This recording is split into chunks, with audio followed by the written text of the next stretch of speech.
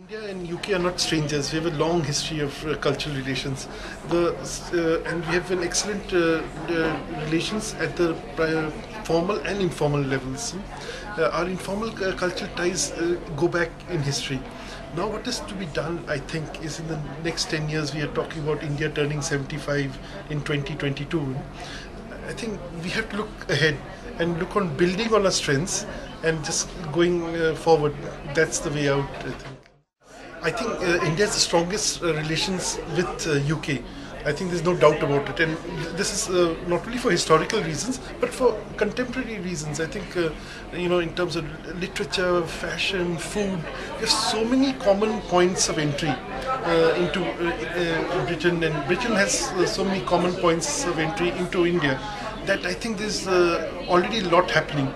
I think if I were to give a score, I would give it on a very high side. I would give say 7 out of 10 or something.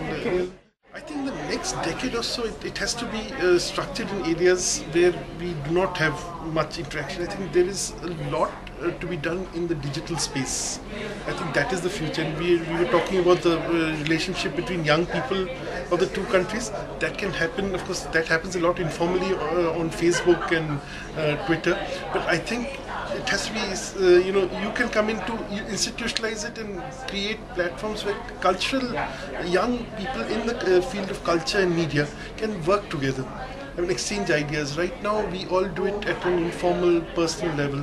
But there's great need for these I would say formal channels to develop, and the digital media is the way forward. I think lots needs to be done. Also, sports is another area which was very highly talked about, and people talked about the digital media there, because most people today, young people today, for them sports means playing a video game.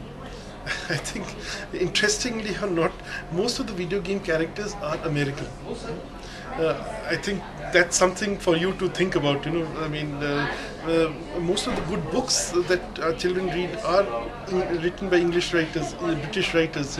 But most of the video game characters are American or Japanese. So maybe that's also something for you to think about.